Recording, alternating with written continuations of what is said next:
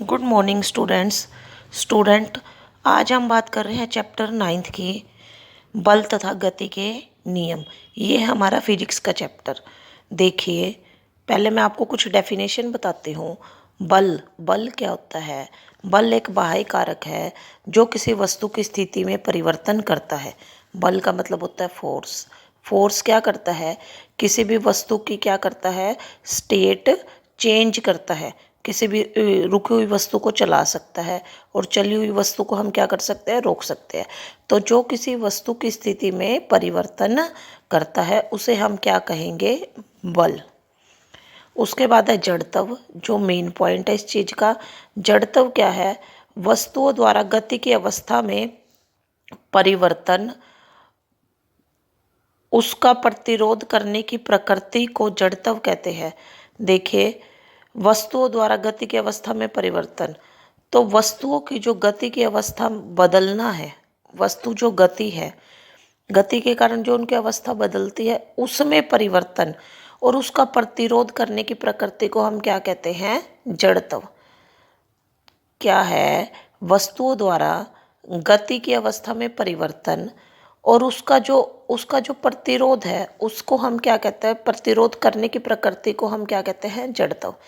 जैसे क्या है, हम बस में जा रहे हैं, हम बैठे हैं, बैठे बैठे एकदम बस रुकती है, रुकी तो हम क्या है? आगे की ओर झुक गए, है ना। और बस चल रही है तो हम पीछे की ओर चले गए। क्यों?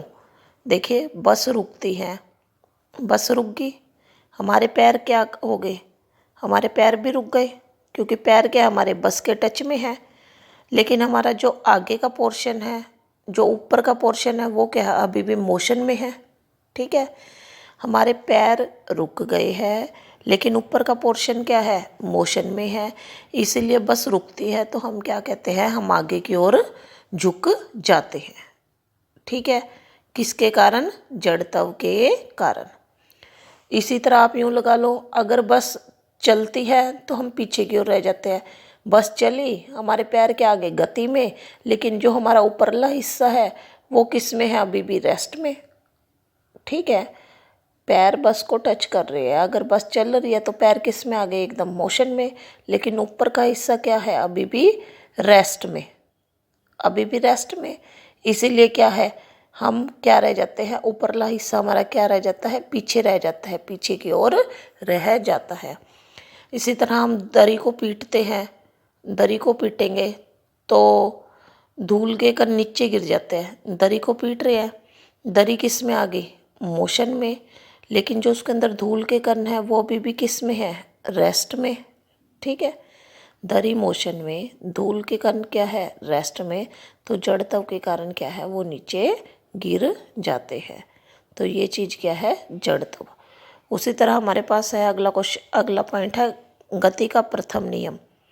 गति का पहला नियम क्या कहते हैं? वस्तु अपनी विराम अवस्था अथवा सरल रेखा में चलती हुई, सरल रेखा में चल रही है, एक समान गति की अवस्था में जब तक बनी रहती है जब तक उस पर कोई असंतुलित बल कार्य न करे। वस्तु विराम में है तो विराम में रहेगी, अगर गति है तो गति में रहेगी। ठीक है, जब तक उस पर कोई बाहर का बल काम ना करे। गति का प्रथम नियम क्या है? वस्तु अपनी विराम अवस्था में है तो विराम अवस्था में रहेगी, अगर वो चल रही है तो चलती रहेगी। कब तक? जब तक उस पर कोई बाहरी बल काम ना करे। ठीक है, गति का दूसरा नियम, गति का दूसरा नियम क्या है? संवेग किसके इक्वल होता है? द्रव्यमान इंटू वेग के। P equal to M into V. M का मतलब द्रव्यमान, वी का मतलब वेग, P का मतलब संवेग। तो गति का दूसरा नियम क्या है? P equal to M into V, संवेग इक्वल टू द्रव्यमान इंटू वेग। उसके बाद गति का तीसरा नियम, गति का तीसरा नियम क्या है? प्रत्येक क्रिया के लिए उसके बराबर व विपरीत प्रतिक्रिया होती है। कोई भी क्रिया है उसके लिए, प्रत्येक क्रिया के लिए उसके बराबर व विपरीत प्रतिक्रिया होती है जो दो भिन्न भिन्न वस्तुओं पर कार्य करती है। ठीक है, गति का तीसरा नियम क्या है? प्रत्येक क्रिया के लिए उसके बराबर व विपरीत प्रतिक्रिया होगी जो भिन्न भिन्न वस्तुओं पर कार्य करेगी।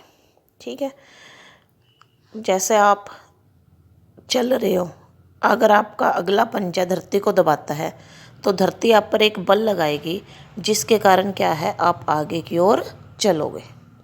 ठीक है, आप चल रहे हो, आपका पैर धरती को दबाता है तो धरती भी बराबर में क्या लगाएगी, एक बल लगाएगी, जिसके कारण क्या है, आप आगे चल रहे हो। उसके बाद है संतुलित बल। जब क्या है कई तरह के बलों का प्रभाव क्या हो जाए, जीरो हो जाए लास्ट में। ठीक है, जब बहुत सारे बलों का प्रभाव लास्ट में जीरो हो जाए तो उसे हम क्या कहते हैं, संतुलित बल। असंतुलित बल, अब जब सारे बलों का प्रभाव जीरो ना हो तो उसे हम क्या कहेंगे, असंतुलित बल। ठीक है, जब total effect of all forces, संतुलित बल क्या होता है, टोटल इफेक्ट, टोटल की बात कर रही हूँ मैं, total effect of all forces equal to zero, तो उसे हम क्या कहेंगे, संतुलित बल। If total effect of all forces is not equal to zero, इसे हम क्या कहेंगे, असंतुलित बल। ठीक है, गति का तीसरा नियम मेन क्वेश्चन है जी, ये आपने अच्छे से करना है।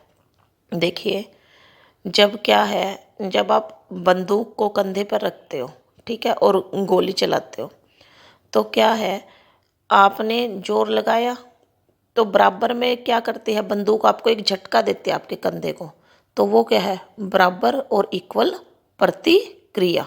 ठीक है, क्रिया तो आपने कर दी, कंधे पर गन रखे और गोली चला दी, लेकिन क्या है, बंदूक बराबर और इक्वल प्रतिक्रिया लगाएगी, जिसके कारण क्या है, कंधे को आपको झटका लगेगा।